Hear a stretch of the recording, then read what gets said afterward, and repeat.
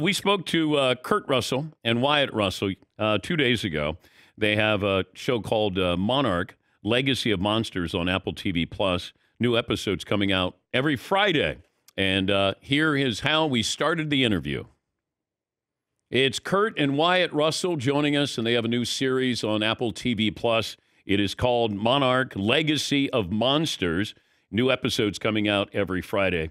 All right, let me know how this sounds to you guys. I want to be the voiceover guy if you need one, even if you don't need one. Following the thunderous battle between Godzilla and the Titans that leveled San Francisco and the shocking revelation that monsters are real, Monarch, Legacy of Monsters, tracks two siblings following in their father's footsteps who uncover their family's connection to the secret organization known as Monarch. What do you think? Not bad. I would slow it down a touch, but oh, you would have. Oh, okay. Okay. Yeah, because the faster you go, the more less you give a shit, obviously. So. If it's just for time, that was all. I was worried about you guys. With time. That was nice 30 seconds. Yeah, I like that. In a world, like I always wanted to be that. In a world. Was that Don LaFontaine? One man. Yeah. I always loved that. Wyatt, when you saw Kurt play Herb Brooks, Herb Brooks. Nobody saw the Mel Brooks thing. And you were great. You were great. Not as good as Albert Brooks, but you were great. Okay. When you saw him play Herb Brooks, did you ever have a coach who was like that? No, I wish I did, to be honest. I mean, Herb was a legendary coach. My dad, I think he said before he can talk to it better, was doing his father, Bing, who was a lot like Herb, but it was in the baseball world. I think for me, I was a little distant from the process because I was playing at the time. And there was some fun stuff, actually. He would come out and practice with us, do some skating around, watch us interact, and there was a lot from the film, and Gavin O'Connor, the director as well, would come some of the games, be in the locker room. So there was a little bit of overlap, but more of what was, I guess, a testament to how good he was in that film was when Herb's grandkids saw the movie, they thought they were looking at Granddad. It was Wyatt's first year up there playing playing junior hockey in Canada, and they came to me and they said, the beginning of the movie is young Herb. Do you think Wyatt would do it? He said, don't even ask him. He's not here working movies. He's here trying to earn a job on these teams and move forward in hockey. So Don't bother. Would you have taken him up on the offer if they asked you, Wyatt? No, they did. No, they did. Oh, they did. Oh, okay. Yeah, no, I mean, we had it was the second year. We had a good team. We ended up second in Canada that year, finishing second in nationals, and we had a really good team. And that my career path was hockey, so it was like this was a very important time. And we did have a couple players actually leave the team to go be in the movie. Oh, okay. And they wanted to come back when the movie was done and be on the team again. And it was like, no way, dude. Sorry, you left this team to go join a different one. And it doesn't matter that it was a movie; it wasn't our team. So it was a little bit of a thing because it was such a big deal in Vancouver at the time. They're getting a lot of hockey players, and they were paying these guys money that they hadn't been paid before. So it was fun. Sometimes we'd play.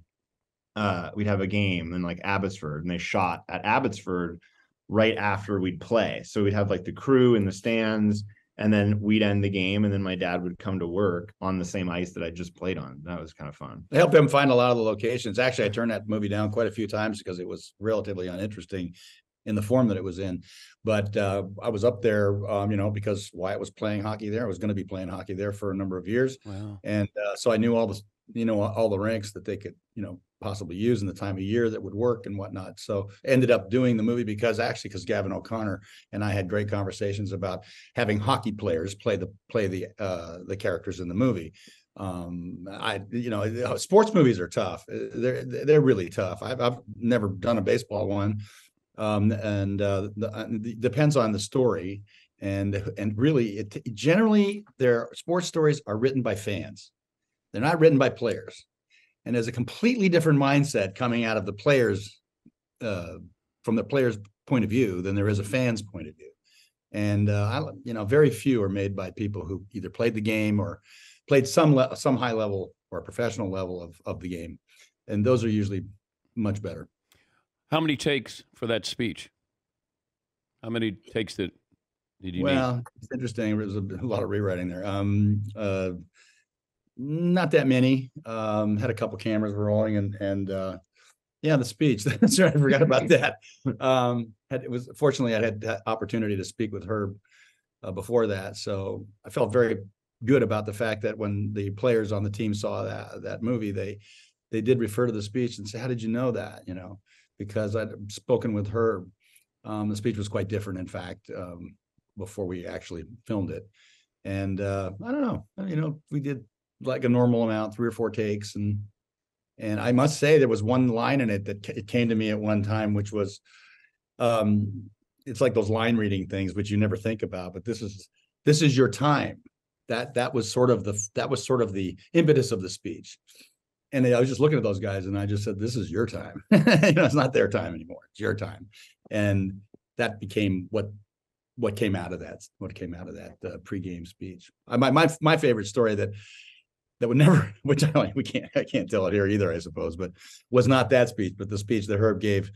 I should say the speech that Herb didn't give for the last game. After they beat the Russians, they had to play Finland, and I think it was Finland that they had to beat for the win for the gold. You can tell the story.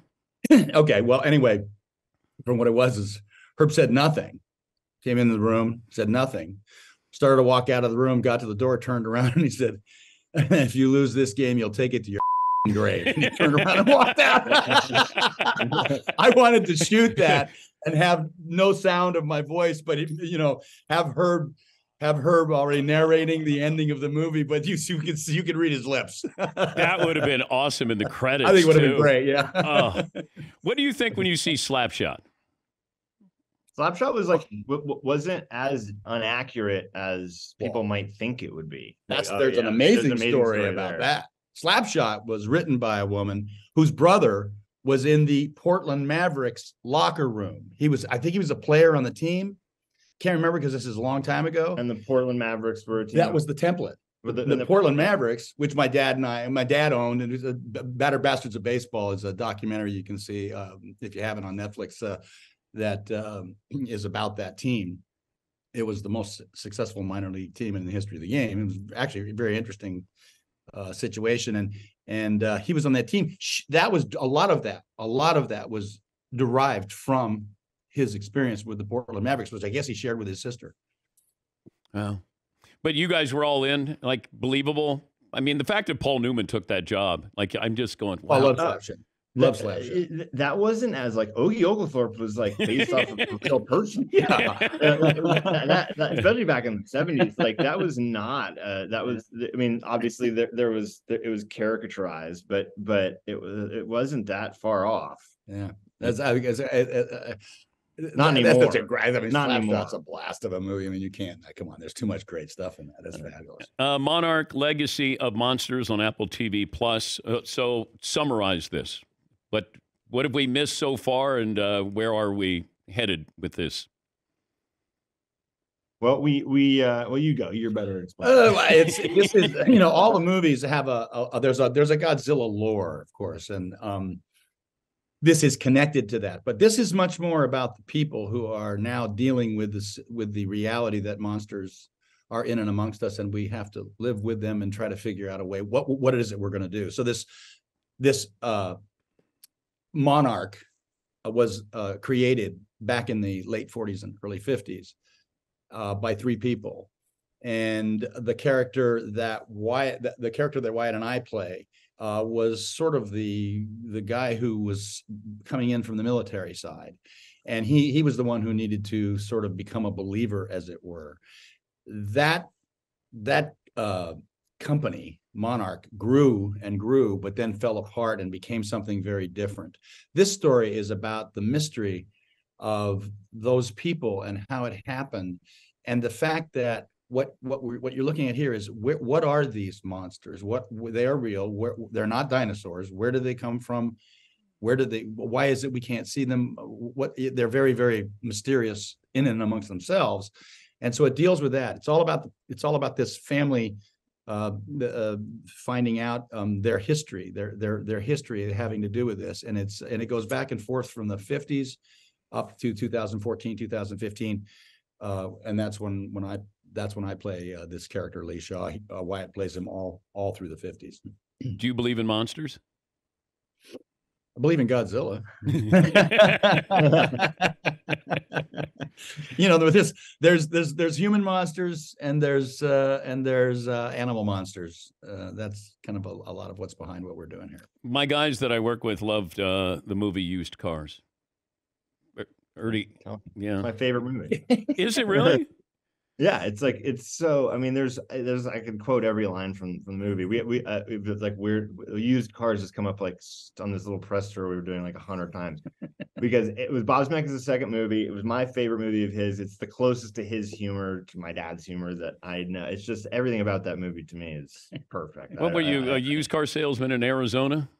Yeah. No, I mean it's one of my the most, like character-wise, I had fun every day. I mean, it was just a blast. I mean, and those guys, Bob Zemeckis and Bob Gale, and all the cast guys too, and when the people that were in the show, Deborah, it was just one of those things. I learned a lot about comedy and how comedy is made by the people who were involved with that show. I didn't really know that much about comedy. You'd read a script and you go play it. But these guys created comedy. They were fantastic. They went on to have obviously a lot of great careers and stuff too. Yeah, it's one thing to see something written, but then you got to kind of capture what's written and make it work. And that's the genius. This was like 1979, 1980 period. So there was a lot of the Second City people. That seemed to be the core of where a lot of these people were coming from. John Candy was supposed to be in that movie. And he actually ended up his agent took 2 jobs at one time. Wyatt, would you recreate Used Cars with Dad's permission? What's that? Me? Yeah. I'd do it in a different way, but I know what I do.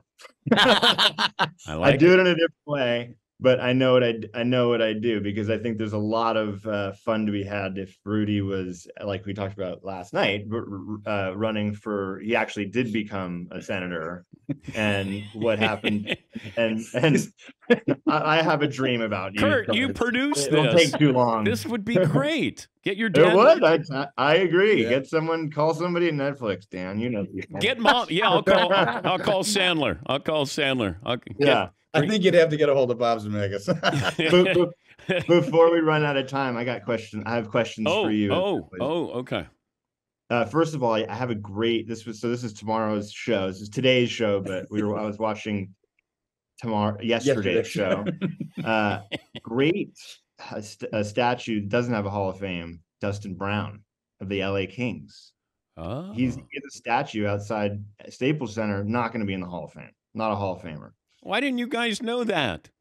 I can't know everything. I only came up with. Was there at one time a statue of Sylvester Stallone as Rocky Balboa in front of a stadium?